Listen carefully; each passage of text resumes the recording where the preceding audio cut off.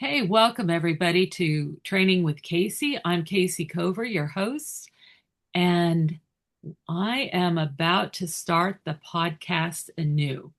So I want to say thanks for being here with me and for being so patient while I was gone because I haven't been here for a while.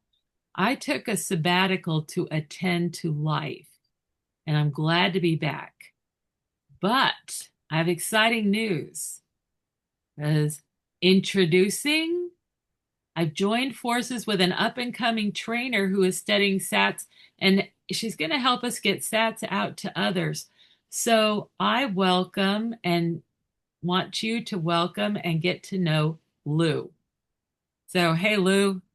Hi, Casey. Hi, everyone. Thank you for having me. I'm very happy to be here. Yeah, I'm really glad you're here too. We'll talk about that a little bit more. Um, But in this podcast, Lou, we talk about mostly training, but also some physiology, some behavior, genetics, animal issues, all kinds of stuff. So if you hear or get an idea for anything, it's open. We can explore those things. People need to be able to talk about and even and especially the touchy issues around training and around animals. Like we should be able to speak respectfully and um, talk. So I have some questions for you. So first of all, why are you here? Like, why are you here training animals and why are you here um, doing this challenging work with me? Very good question. First of all, I love animals, love them, and I really love people. And I want to help people and animals live their best life together. And I think that they can do that with SATs. Oh, yeah, I agree with you. I know they can, right? I think that's a great goal because there's so many people trying to cut animals out of society, but we need to bring them in closer. We need to learn better ways to work with them and take care of them so we don't have all these dogs at shelters and things like that. Mhm. So, why did you pick SATs? Did you run into any other training methods? Um, well, of course I did. Um, but SATs kind of fell into my lap. I uh, I went to go work at a cow sanctuary called Govinda Goshala Cow Sanctuary, and the woman who ran the sanctuary cares very deeply for her cows Yeah. and wants them to live healthy, happy, long lives. And she wanted me, as I was working with her animals very closely, to be trained in SATs. She knew Kayce personally. And when I learned what SATs was, I was like, that's exactly what I want for my interactions with animals. Yeah, I'm so glad you're extremely talented and you're going to be great. And we Thank need you. people like you. But it is amazing, isn't it? Because little subtle changes that we make all of a sudden enlist an animal's cooperation and inspire it to manage itself, to be safe, to be able to do what we're asking them to do. I mean, it's really amazing. And I've watched the person that runs and owns the sanctuary is Linda Voigt, and she's outstanding. But I've seen her frustration, I've seen her dedication, and I've seen her breakthroughs and the joy that it gives her. But one of the things that happened recently is that she has a young male cow or cattle, a steer, and he has to learn to choose to be gentle and careful around people. And so, as he's been learning that and deciding to do it, it's just amazing to see, because he's in that young, um, what do you call it, adolescence, right? Mm-hmm. Where it's all about hormones and look at me and all that. And we can see him reining it in for, so it's safe for everybody. That's amazing. So that's how you found SATs then. You didn't find it, it found you. Mm-hmm. Well, all right, that's a good story. So, I guess I should make sure that people know a few things about SATs if you haven't already heard it. SATs is short for Alia Animal Training Systems. And Alia is Latin for together, all of us together. And if you go to Synalia.com/about SATs, you can read about that. Or you can go to Synalia.com/press and read, a little bit about our philosophy and see a bunch of video, like a rhino that helped us flush an abscess under his horn, a wolf learning all kinds of things. So check it out. I hope you enjoy it. Leave a comment if you go there and tell us what you found, what you like best, what you want to see. Have you trained a wolf? All that kind of stuff. We're interested. So we want to help animals and their humans. We want to engage and excite the new and up and coming trainers because we think this is the best way to interact with animals. We want to reveal the true nature and abilities of animals. You guys are going to be blown away at what these animals understand and can do. We want to prepare animals to live their best lives. We want to support animals and humans to live their best partnerships. And we want to lengthen the health spans of animals. So, for example, my horse has been my work partner for over 31 years, and she is over 34 years old right now. And she is sharp as a tack. I am just ecstatic that she's still with me. And one of our other trainers, Michelle Bobrovsky, as a matter of fact, she has a Malinois that couldn't interact with her family for the first 8 years. And then Michelle applied SATs, and now her dog is totally integrated with her family and can do everything and go every place and be picked up and everything else now. That dog is now over 16 years old. That's fantastic for a large dog. Fantastic. So, and also I'll just mention this is my beloved Selkie. She was one of my gray seals at the National Zoo. And the gray seals had an expected lifespan.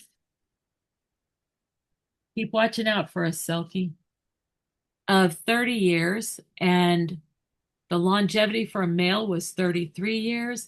And our male lived to be 38 years old. And our female Selkie broke all the longevity records for gray seals. And she lived to be 43 years old. Wow. Yeah, that's what we aim for. So So it sounds like you've been doing this for a while. a little Um, bit of time. what was missing from other training methods that drove you to develop SATs in the first place? Well, I think the biggest thing is there were people accomplishing amazing things with animals, but they did not create a way to explain things to animals. They either let the animal do something and then corrected it, put pressure on them so that they would change their own behavior, or they sat around and waited for the animal to do what they wanted them to do. And then in a breakthrough, they decided to start luring everything. But when you lure things, the animal isn't necessarily thinking about the information. And just like when you follow somebody in a car, you can get there just fine, but that does not mean you remember how to get there the next time. Mhm. In fact, I know it doesn't because when I travel, I'm following people all the time, or they drive me again and again and again. And if I have to get there on my own, we're not having an event.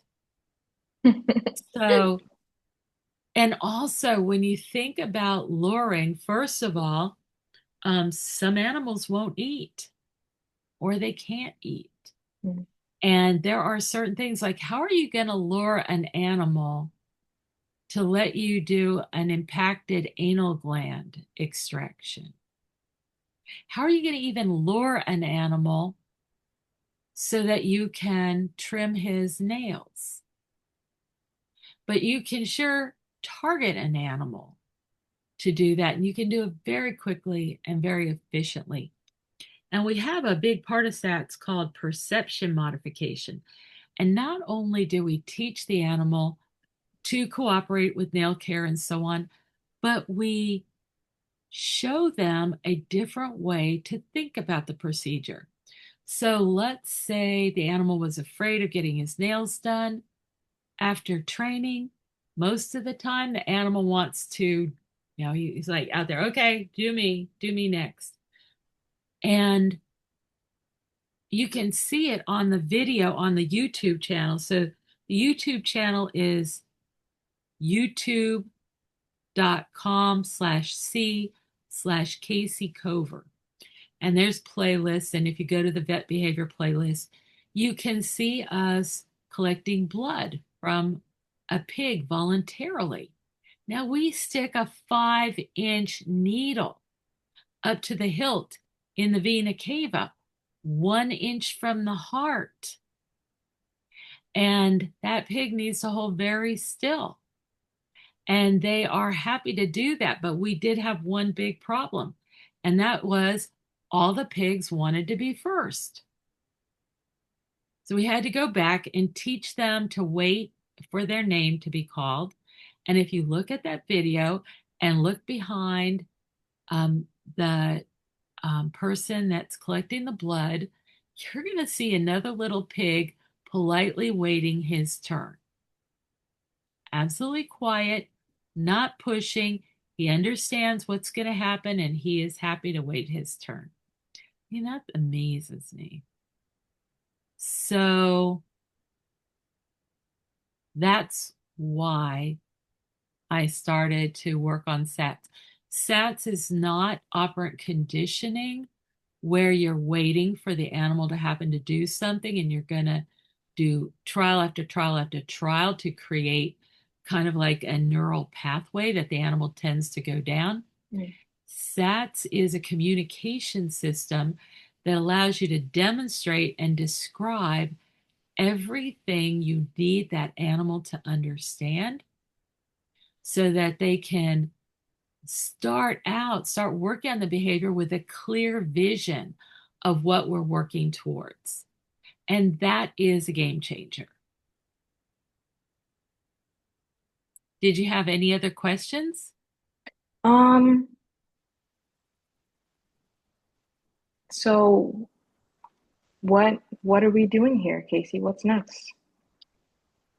Well, we need to share this information with the up and coming trainers of the next generation. We need to give them a chance to see what this is and to choose. Do you want to be working with animals this way or do you want to be working with them that way? And we have an extra challenge these days because there are a lot of forces trying to take animals out of association with people, definitely out of Hmm. communion. There's all these people saying you shouldn't have a pet, you shouldn't have animals in the circus, you shouldn't have this, that, and the other thing. And in the last century, everybody worked with animals. And now it's relatively rare.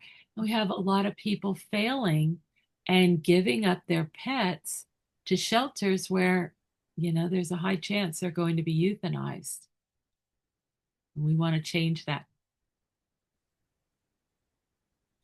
Well, I am so glad that you're ready to embark on this challenge together, because it's great to have the company, and I really appreciate the help, and it's a lot more fun. It's a lot more fun to collaborate than to just go out and wing it alone. So, is there anything in particular you're looking forward to in the near future? Just sharing what SATS is capable of doing because, I mean, in my regular interactions with animals, I've seen how it impacts their cooperation, their engagement, their enthusiasm in whatever we're doing, be that walks or, Yeah. Yeah, because really, I mean, it's the animal loves to do this. They love to learn. At least they do the way we're Mhm. training. And they'll come up and ask us, can we do this? They'll present and they'll be excited. And it's like, okay, I can do this. Let's do this together. That's a great thing. Okay. Well, everyone, good things to come. Thank you for joining us tonight.